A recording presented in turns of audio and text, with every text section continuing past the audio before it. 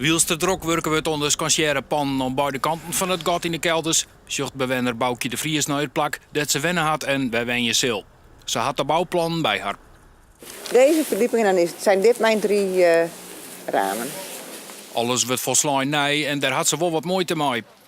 Ik heb wel eens een moment dat ik denk van zou ik inderdaad wel terug willen. Ik weet dat als ik het nu had moeten kopen, had ik het niet gedaan.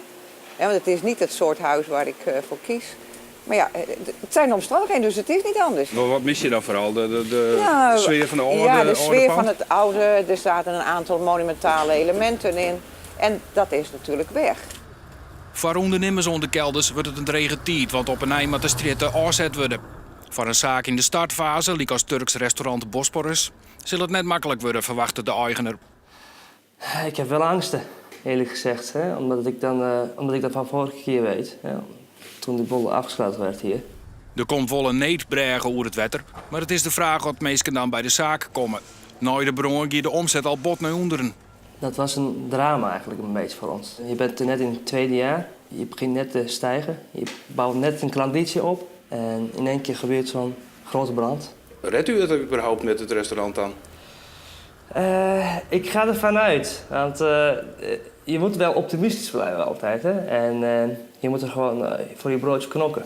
Binnenboekenwinkel De Toverlantaarn had tot de bron een soort ski oproen. In het oude pand konden ze net blouwen. Ze zijn naar de bron 3 keer verhuizen, maar nu zitten ze op een goed plak. Het is een super plek. Ik bedoel, we zouden al die tijd eigenlijk teruggaan naar de overkant, naast het oude pand.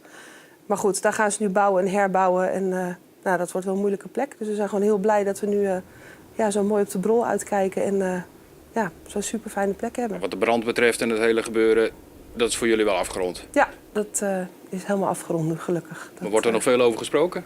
Ja, dagelijks eigenlijk wel. Mensen die in de winkel komen, die vragen er ook altijd wel naar. En zijn er toch ook nog wel mee bezig. De verkeersmaatregels dworren om de bouwerij klaar is. En dat kunnen we elke dag nog wel rond oktober dworren.